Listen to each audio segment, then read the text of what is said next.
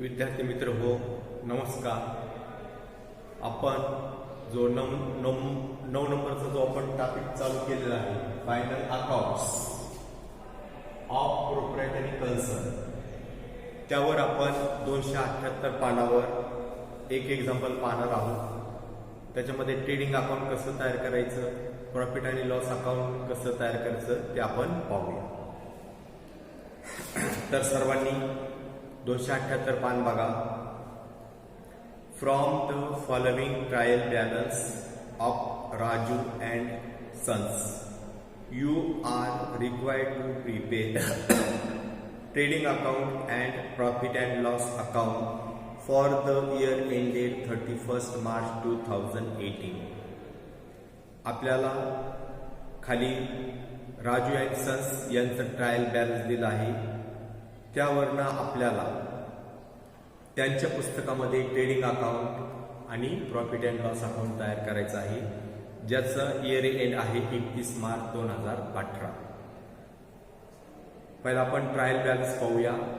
Trial बॅलन्सची debit side, wages 9,200, purchases 66,800, carriage inward 3,350, sales return 4,800, opening stock 31,300, salary 17,400, royalty 4,800, rates and taxes 12,680, bad debts 500, carriage outward 3,720, printing and stationery 2,400, advertisement 18,000, discount allowed 1,520, insurance 5,800, factory rent 7,000, commission paid 1,800. आता credit balance, credit side पाहूया. Purchases returns 6,520, sales 1,52,900, commission received 18,000, rent received 9,000, discount received 4,600. Total जे आहे trial बॅलन्सची दोन्ही साईडची 1,91,020 आहे. आणि आपल्याला एक adjustment दिली आहे. Closing stock ₹56,850. क्लोजिंग स्टॉक आपल्याला दिलेला आहे 56,850. तर आपल्याला ह्या सर्व ट्रायल बॅलन्सवरून, ॲडजस्टमेंटवरून राजू आणि सन्स यांच्या पुस्तकात ट्रेडिंग अकाउंट आणि प्रॉफिट अँड लॉस अकाउंट तयार करायचं आहे. तर आपण त्यांच्या पुस्तकामध्ये दोन्ही अकाउंट्स ओपन करूया. आपल्याला वरती लिहायचं आहे, solution in the books of Raju and sons trading account for the year ended 31 March 2018. आणि आपल्याला त्यांच्याच पुस्तकामध्ये profit and loss account year ended जे आहे 31 मार्च 2018चं तयार करायचं आहे.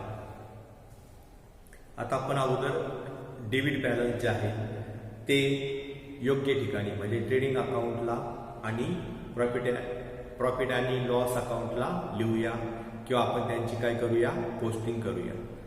बघा, पहिला डेबिट बॅलन्स आहे वेजेसचा.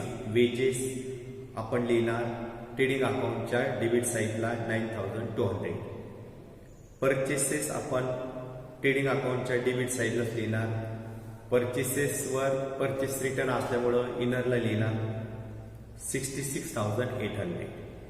कॅरेज इनवर्ड आपण लिहिणार ट्रेडिंग अकाउंटच्या क्रेडिट साईडला 3,350. सेल्स रिटर्न आपण ट्रेडिंग अकाउंटच्या क्रेडिट साईडला दाखवणार 4,800, जे आपण सेल्समधून काय करणार, लेस करणार. ओपनिंग स्टॉक आपण दाखवणार ट्रेडिंग अकाउंटच्या डेबिट साईडला 31,300. त्यानंतर सॅलरीज आपण दाखवणार प्रॉफिट आणि लॉस अकाउंटच्या डेबिट साईडला 17,400. रॉयल्टीज आपण दाखवणार ट्रेडिंग अकाउंटच्या डेबिट साईडला 4,800. त्यानंतर रेट्स टॅक्सेस आपण दाखवणार प्रॉफिट आणि लॉस अकाउंटच्या डेबिट साईडला 12,680. नंतर बॅड डेट्स 500 प्रॉफिट आणि लॉस अकाउंटच्या डेबिट साईडला दिसणार. Carriage outward profit and loss अकाउंटच्या डेबिट साईडला दिसणार 3720. त्यानंतर प्रिंटिंग आणि स्टेशनरी जे आहे खर्च आहे त्याच्यामुळे प्रॉफिट अँड लॉस अकाउंटच्या डेबिटला दिसणार 2400. ॲडव्हर्टाइजमेंट प्रॉफिट अँड लॉस अकाउंटच्या डेबिटला लिहिणार जाहिरातीवरचा खर्च आहे 18,000. त्यानंतर डिस्काउंट अलाउड, डिस्काउंट आपण हा दिलेला आहे तो आपण दाखवणार प्रॉफिट अँड लॉस अकाउंटच्या डेबिट साईडला 1520. इन्शुरन्स आपण प्रॉफिट अँड लॉस अकाउंटच्या डेबिट साईडला दाखवणार 5800. त्यानंतर फॅक्टरी रेंट ट्रेडिंग अकाउंटच्या डेबिट साईडला दिसणार कारण तो इनडायरेक्ट एक्सपेन्सेस आहे. त्यानंतर कमिशन पेड आपण कमिशन दिलेलं आहे, खर्च आहे त्याच्यामुळे तो कुठं दिसेल, खर्च हा प्रॉफिट अँड लॉस अकाउंटच्या डेबिट साईड. अशा पद्धतीने आपण सगळे डेबिट जे बॅलन्सेस आहे डेबिट साईडला जे सगळे आयटम्स आलेले आहेत ते आपण काय केले आहे, पोस्ट केले आहे. त्यानंतर क्रेडिट बॅलन्स पाहूया. क्रेडिट बॅलन्स मध्ये पहिला बॅलन्स आहे परचेसेस रिटर्न. बघा आपण परचेसेस जे आहे ट्रेडिंग अकाउंटच्या डेबिट साईडला दाखवले आहेत 66,800. त्याच्यामधून आपण परचेसेस रिटर्न म्हणजे रिटर्न आउटसोर्स जो माल आपण खरेदी केलेला होता तो आपण वापस केला, ज्या किमतीचा वापस केला तो आपण परचेसेस रिटर्न किंवा आपण ज्याला दुसरा शब्द आहे रिटर्न इनवर्ड आउटवर्ड्स या हेड खाली आपण 6,520 66,800 मधून वजा करणार.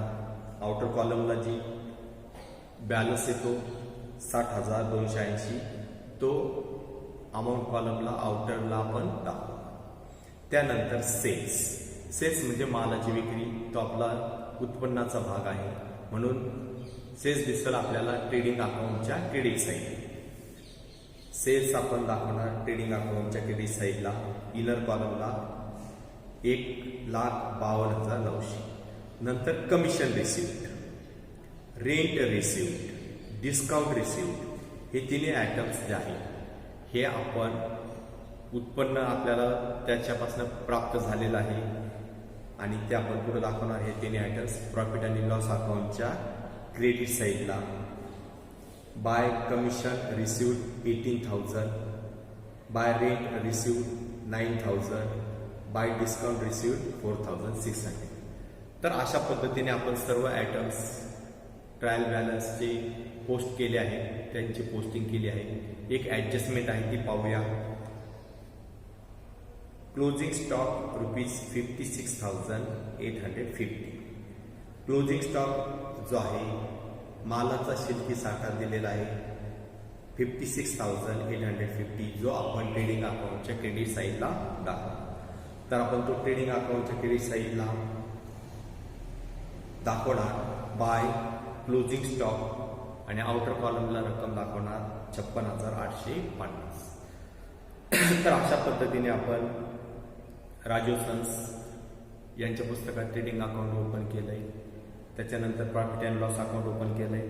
आता ट्रेडिंग अकाउंटचा आपण रिव्ह्यू घेऊ, जरा पाहूया. ट्रेडिंग अकाउंटच्या डेबिटला आपण दाखवलंय opening stock 31,300, to purchases inner कॉलमला 66,800, less purchase return 6,520, out of कॉलमला 60,280, to wages 9,200, to carriage 3,350, to royalty 4,800, to factory rent 7,000 आणि नंतर क्रेडिट साईडला बघा बाय सेल्स 1,52,900 इनर कॉलमला, लेस सेल्स रिटर्न म्हणजे रिटर्न इनवर्ड 4,800, आउटर कॉलमला 1,48,100. आता आपल्याला क्लोजिंग स्टॉकची ॲडजस्टमेंट आहे ती दाखवायची आहे, ती दाखवली आपण बाय क्लोजिंग स्टॉक हेड खाली 56,850. आता आपल्याला इथं जो प्रॉफिट आहे किंवा लॉस आहे तो शोधायचा आहे म्हणून आपण ट्रेडिंग अकाउंटची क्रेडिट साईडची टोटल करणार, डेबिटची पण करणार. जर आपण टोटल केली विद्यार्थी मित्र हो तर डेबिट साईडची टोटल येते 2,04,950 आणि क्रेडिटची टोटल होती आता ही सांगितलेली 2,04,950 आणि डेबिटची जी टोटल आहे तर ती येते 1,15,930. म्हणजे डेबिटची टोटल ही काय आहे, कमी आहे. जास्ती टोटल कुठली आहे, which is the greater one, तर ती आहे ट्रेडिंग अकाउंटची क्रेडिट. म्हणजे इथं आपल्याला काय मिळणार आहे, ग्रॉस प्रॉफिट. तर ग्रॉस प्रॉफिट असा आपण कसा शोधणार, तर ट्रेडिंग अकाउंटची क्रेडिट साईड आहे त्या अगोदर लिहायची, जी कमी आहे, लेस आहे. तर ती डेबिट साईडची टोटल आपण काय करणार, क्रेडिटमधून वजा करणार. म्हणजेच 2,04,950 वजा 1,15,930. तर आपल्याला क्रॉस प्रॉफिट आपल्याला मिळालेला आहे, आपण तो शोधून काढला म्हणून त्याला म्हणतात बॅलन्सिंग फिगर. 89,020 हा ग्रॉस प्रॉफिट आहे, जो आपण ट्रेडिंग अकाउंटच्या डेबिट साईडला to gross profit close down कंसामध्ये बॅलन्सिंग फिगर या हेड खाली दाखवा. आता त्यानंतर आपण तो जो ग्रॉस प्रॉफिट आहे तो प्रॉफिट आणि लॉस अकाउंटच्या क्रेडिट साईडला आपण दाखवणार by gross profit brought down या हेड खाली 80,020. आता प्रॉफिट आणि लॉस अकाउंट क्लोज करूया. त्याच्या डेबिटला आपण दाखवलेलं आहे to salary 17,400, to advertisement 18,000, to discount 1,520, to rates and taxes 1,520, to discount 1,520, to rates and taxes 12,680, to insurance 5,800, to bad debts 500, to carriage outward 3,720, to commission 1,800, to printing and stationery 2,400. हे सर्व items आपण दाखवले आहे. क्रेडिटला आपण दाखवलेलं आहे gross profit आता म्हटल्याप्रमाणे 89,020 आणि कमिशन, रेंट आणि डिस्काउंट हे आपण दाखवलेलं आहे अनुक्रमे 8,000, 9,000, 4,600. तर आपण इथे पण डेबिटची टोटल करणार, क्रेडिटची टोटल करणार. तर डेबिटची टोटल जी आहे ती 63,820 येते आणि क्रेडिटची टोटल येते 1,20,620. म्हणजे इथं आपल्याला प्रॉफिट जो आलेला हा नेट प्रॉफिट आलेला आहे, कारण प्रॉफिट आणि लॉस अकाउंटची क्रेडिट साईड काय आहे, जास्ती आहे. म्हणून आपण क्रेडिट साईडमधून डेबिट साईड वजा करणार 1,20,620 वजा 63,820. तर आपल्याला जी फिगर येते ती आहे 56,800, जी बॅलन्सिंग फिगर आहे आणि त्यालाच आपण म्हणणार नेट प्रॉफिट. तर नेट प्रॉफिट आपण प्रॉफिट अँड लॉस अकाउंटच्या डेबिट साईडला दाखवणार. टू नेट प्रॉफिट 56,800 आणि हा जो नेट प्रॉफिट आहे आपल्याला माहिती आहे की हा पार्टनर्स कॅपिटलला ट्रान्सफर करावा लागतो, म्हणून आपण त्याच्यामध्ये कंसात लिहिणार ट्रान्सफर टू कॅपिटल अकाउंट. अशा पद्धतीने इथे प्रॉफिट अँड लॉस अकाउंट जे आहे ते टॅली होतं. दोन्ही साईडची टोटल येते 1,20,620. तर विद्यार्थी मित्र हे एक्झाम्पल जे आहे ते लिहून घ्या, त्याचं सोल्युशन आपल्या वहीमध्ये लिहून घ्या. आजच्या परत आपण एवढं पाहूया. थँक्यू.